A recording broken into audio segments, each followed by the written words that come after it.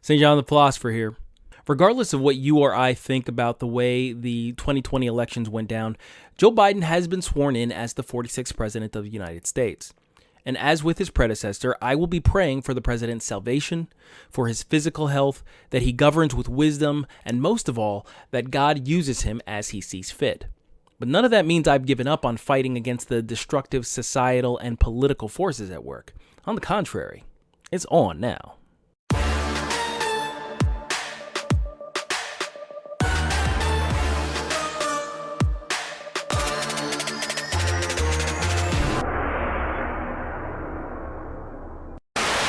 This is the first in a multi-part video series intended to present what I think are crucial points in fighting the culture war.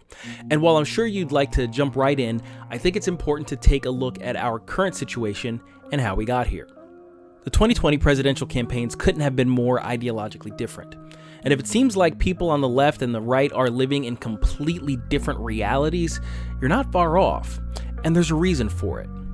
As in previous videos, which I'll link in the description below, liberals and conservatives are basically two sides of humanity's societal coin, balancing each other's proclivities in such a way as to be capable of creating largely stable civilizations.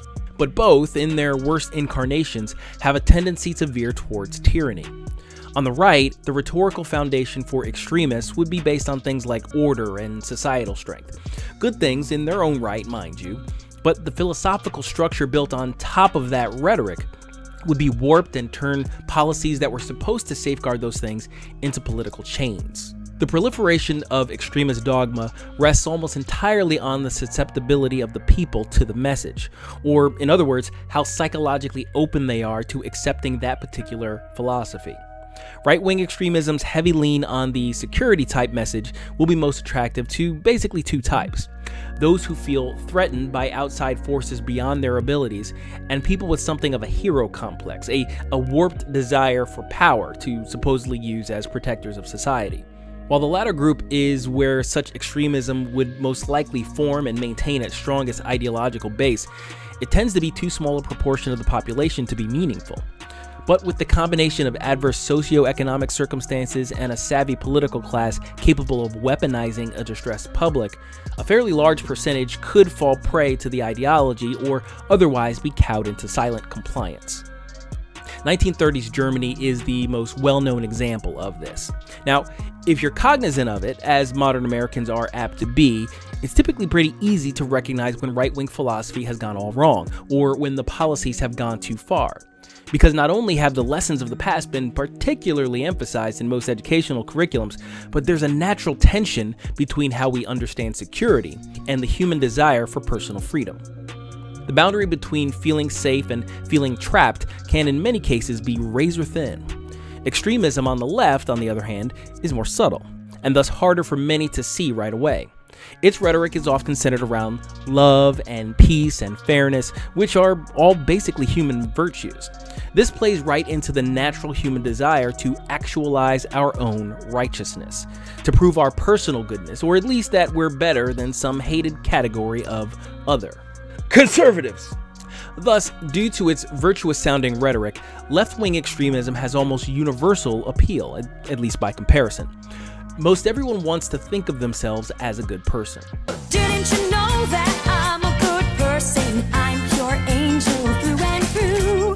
Doesn't it show that I'm a good person? So much gooder than you, and you, and you, and you, and you. So the only limiting factor on the size of a population that can be radicalized by left-wing dogma is how open they are to whatever particular definition of love is necessary to push the agenda. And while concepts like security have a fairly tangible, empirical definition without a lot of wiggle room, the definition of love is about as solid as Jell-O, and most people get it wrong. I actually talked about that in my very first video, which I'll link in the description below as well.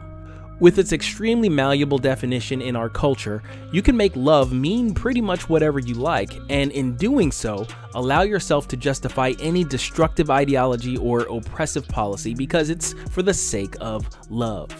Such moral calculations also happen to make a convenient tool for demonizing political opponents. Whereas right-wing extremists tend to rely on easily dismissed stereotypes and conspiracy theories in order to cast certain people as obstacles to the security and stability they promise, left-wing extremists need only identify those that do not subscribe to their definition of love as the moral monsters their ideology says they are. The ultimate effect is the same. A chosen group becomes the villains on whom all the ills of society can be blamed. Then they move on to the stereotypes and the conspiracy theories. And suddenly there's no defense. There's no way to dispel the myths or disprove the falsehoods, because when you stand against the political designs of the self-appointed defenders of human decency, there's no denying the wrongthink. So nothing you say can be taken seriously. You would first have to completely dislodge them from their false definition of love and all the ideological garbage built on top of it to prove yourself anything other than a villainous opponent of peace and happiness. It's hard enough to convince someone to change their opinion on a specific policy even when they're on your side of the aisle. Getting someone to change their basic philosophy is like trying to convert them to another religion. So, entrenched ideologues are virtually a lost cause. If you've read Solzhenitsyn or heard the testimonies of refugees from other communist regimes, you'll see the similar patterns. Now, I say all that to say this. While there is terrible danger in both right-wing and left-wing extremism, neither conservatives nor liberals are very good at identifying the radical left before it's too late. While leftism appears to be an offshoot of liberalism, it ultimately doesn't share most of the same values. But don't take that to mean that leftists don't make common cause with liberals, because that's precisely where it begins. The love and peace rhetoric appeals to liberal-minded folks, allowing the best salesmen of that agenda to gain positions of power. Once enough influence is acquired, things really start to heat up. In spite of often bitter socio-political conflict, liberals and conservatives generally tolerate that the other exists. Leftists, on the other hand, demand total conformity of liberals and want to silence and destroy conservatives completely. And that's what you're seeing play out.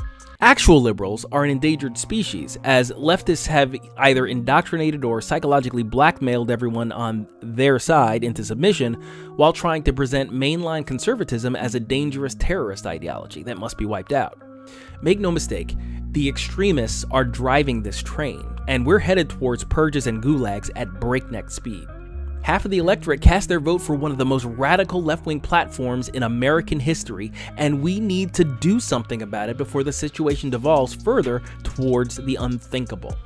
When I describe what I talk about on this channel, I always say religion, culture, and politics. And it's important to think about those three elements of society in that specific order.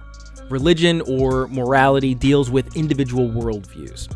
Culture is the forum for the sum of our collective understanding of reality, and politics is how culture expresses the most widely accepted set of values in the law. Until pretty recently, conservatives have generally rested on supposedly being the silent majority. We didn't do protests, we weren't very open or confrontational with our politics.